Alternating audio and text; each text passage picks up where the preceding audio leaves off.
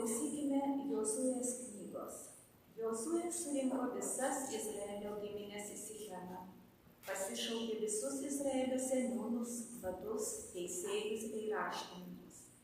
Jiems sustojus Dievo akivaizdon, Jozuė prabilo į visą tautą. Štai ką sako viešpats Izraelio Dievas. Kadaise jūsų protėviai, Abraomo ir Nahoro tėvas Terachas, gyveno anapus upės ir tarnavo svetimiems dievams. Tuomet jūsų tėvą Abraomą aš paėmiau iš anapus upės, vedžiau po visą Kenaano kraštą ir pagausinau jam palikuonių. Daviau jam Izaoką, šiam aš daviau Jokūbą ir Ezavą. Ezavo nuosavybėn atidaviau Serijo kalnyną. Jokūbas su savo sūnumis išsikėlė Egiptan. Paskui ten pasiunčiau Mozę ir Aaroną. Ištikau Egiptą ženklais ir stebuklais, kurių tenai padariau, ir išvedžiau jūs iš Egipto. Kaip jūsų tėvus vedžiau iš Egipto ir jūs priėjote jūrą, tai jūsų tėvus vijosi egiptiečiai su vežimais ir raitininkais lyg Meldų jūros. Tada izraelitai šaukėsi viešpatės ir jis tarp jūsų ir egiptiečių išleido tirštą miglą, užtvindė juos jūrą ir jį juos prigirdė. Jūs savo akimis regėjote, ką aš padariau Egipte, po to jūs ilgokai prabuvote tyruose. Iš ten jūs įvedžiau į kraštą Amoritų, gyvenusių anapus Jordano. Šie stojo prieš jūs į kovą, bet aš juos atidaviau į jūsų rankas. Jūs gavote nuosavybėn jų kraštą, nes jūsų akivaizdoje aš juos išnaikinau. Paskui pasikėlė Ciporo sūnus Balakas, Moabo karalius, ir ėjo prieš jūs į kovą, ir aš jūs išgelbėjau iš jo rankų. Tai Dievo žodis. Apdėvimojim psalmai, jis maloningas per amžius. Dėkokime viešpačiui, nes jisai geras. Jis maloningas per amžius. Dėkokime aukščiausiam Dievui. Jis maloningas per amžius. Didžius valdovus sudorojo. Jis maloningas per amžius. Galiūnus paklojo ant žemės. Jis maloningas per amžius. Jų šalį davė valdyti Izraeliui. Jis maloningas per amžius. Iš priešų juos išvaduoja. Jis maloningas per amžius.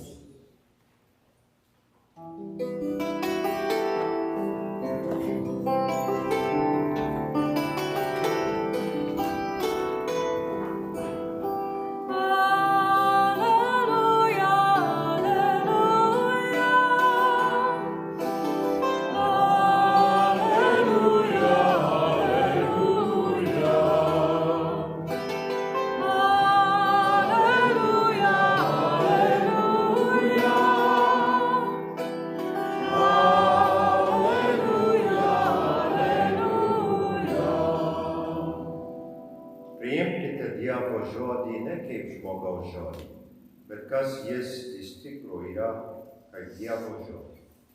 Alleluja, alleluja.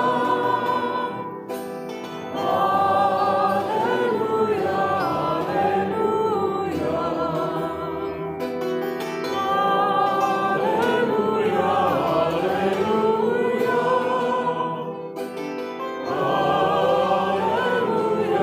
alleluja.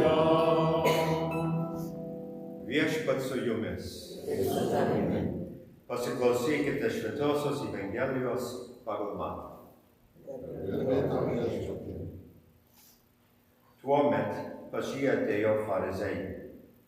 Spęsdami pinkles, jie paklausė, ar galima vyrui dėl kokios nors priežastys atleisti žmoną? Jis atsakė, argi neskaitėte, jog Kūrėjas iš pradžių sukūrė žmones kaip vyrą ir moterį ir pasakė, todėl vyras paliks tėvą ir motiną ir glausis prie žmonos, ir du taps vienu kūnu. Taigi jie jau nebe du, o vienas kūnas. Kad tą Dievą sujungė žmogus, tai neperskyrė. Tada jie klausė, o kodėl Mozė liepė duoti skyrybų raštą atleidžiant žmogų? Jis atsakė, Mozė leido jums atleisti savo žmonas dėl jūsų širdies kietumo. Bet pradžioje tai nebuvo. Taigi aš jums sakau, kas atleidžia žmoną, jei ne dėl ištvirkavimo ir veda kitą svetimoje. Tuomet mokiniai sakė, jei tokie vyro ir žmonos reikalai, tai neverta vesti. Jėzus atsakė, ne visi išmano tuos žodžius, o tik tie, kuries duota išmanyti. Kas pajėgia išmanyti, tai esi mano. Girdėjote viešpaties žodį.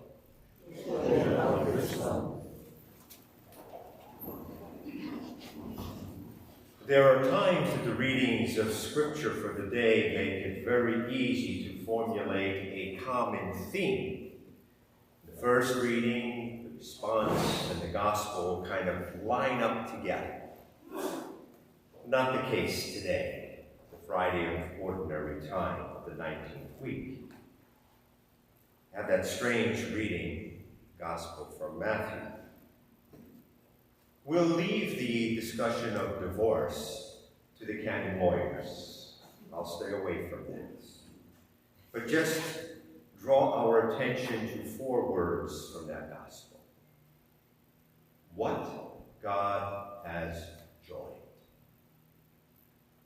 What God has joined. And use that as the backdrop or the entryway into that Old Testament reading, the book of Joshua, which basically tells the story of the people of Israel. From the early prophets to Abraham, to the people being led out to Egypt as exiles, and then Moses comes on the scene and negotiates with the Pharaoh and gets the people out of Egypt, and they're running up to the Red Sea, and they're being followed by chariots and horses, and the sea opens up, and they cross the sea, and the chariots and the horses end up in the water, and they continue for 40 years through the desert, grumbling, because it was easier in Egypt than trying to escape to the new promised land, and then Moses dies without even getting to that promised land. And Joshua is chosen to lead the people into the promised land. A story not unlike a story of the journey that we heard last night. A story of a woman, a mother, a wife, a family. A story of a family on a journey from one place to another, from difficulty to promise. A story that some of you have experienced personally, and most, if not all of you, have heard of personally. A very familiar type of story. But both of these journey stories remind me of a parable or a fable. There was a Chinese farmer. He was getting old, and his farm was not getting any smaller. The work was getting harder for him. And in his old age, he was ready to give up, when someone gifted him a horse. And he felt joy. Now I'll get some help.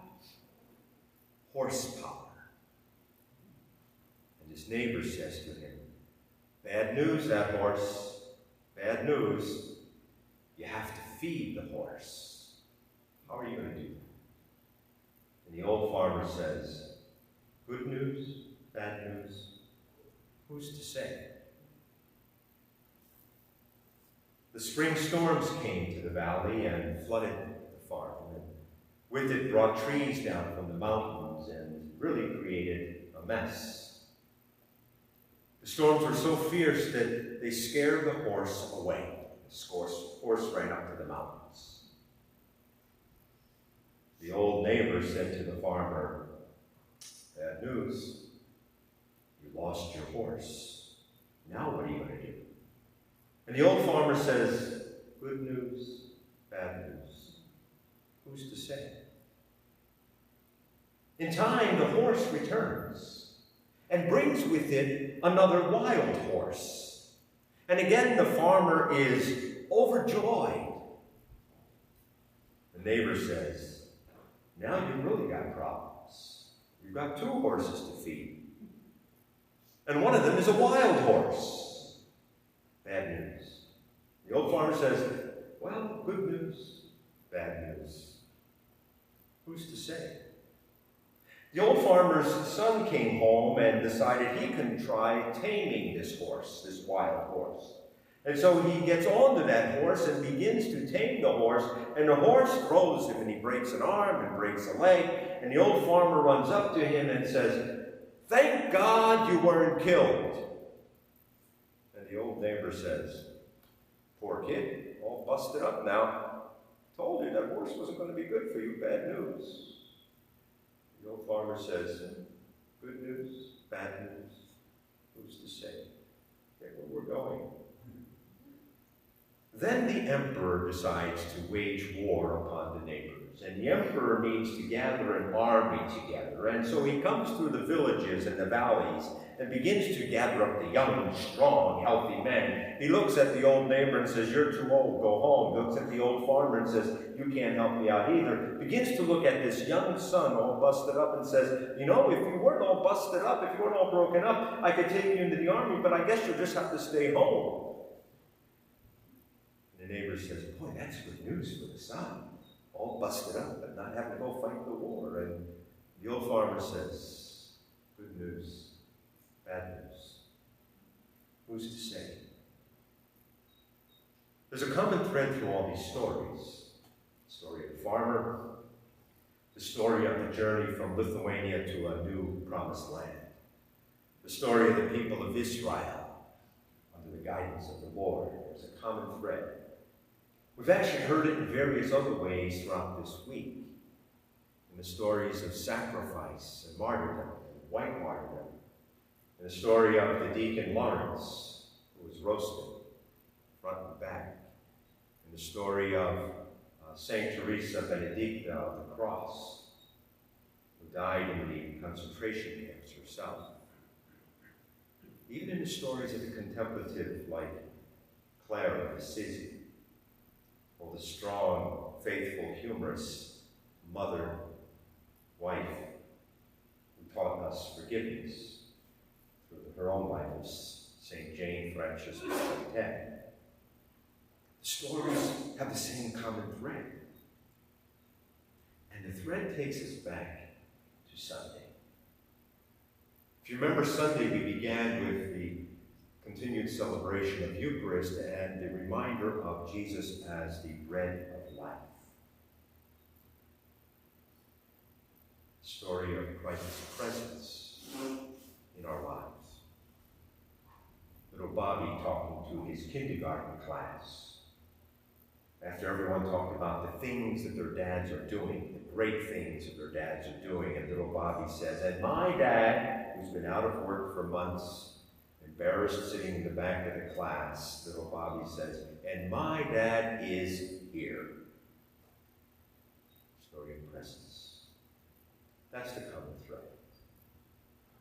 Through all of this, the joys and the sorrows, the victories and the failures, through moments when we feel strong in faith, and even moments when the storms come and we feel like the biggest of doubters, and maybe even hypocrites sometimes. When we feel happy and when we feel joyful. The story is always the same. Our God is here. Our God is always present to us. We're not facing anything alone. And this story continues with the last words of last night's presentation. Su Dievu. Remember that? With God. May we live our lives confident that our God is present, no matter what we face, where we go. And in that way, good news, bad news, who can say that God is present?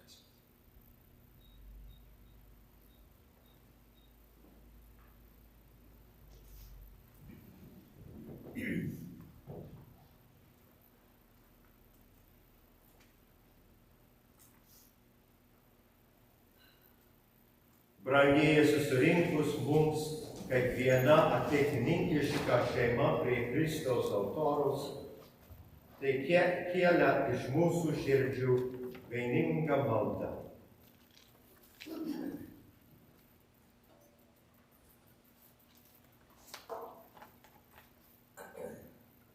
Kad mūsų ganytojams nestigtų gyvojo tikėjimo dvasios, meldžiame. Kad nežiūrint bandymų, mes niekad nepritrūktume maldingumo, sąžiningumo, gerumo, meldžiame. Kad būdami dėkingi Viešpačiui už gautąsias malones, mokėtume užjausti ir padėti silpnesniesiems, meldžiame.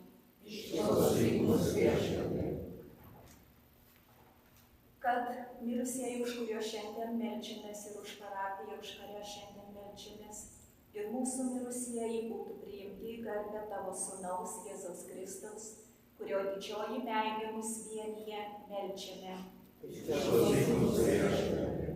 Tyloje išsakykite savo intencijas. O dabar visi kartu meldžiame. Esame dėkingi tau, Dieve, už visas malones regavę, kurie patyrėme šią savaitę. Įdėk mus besiskirstantį, pasiriežame visą atnaujinti Kristuje. Prašome per Kristų mūsų Viešpatie.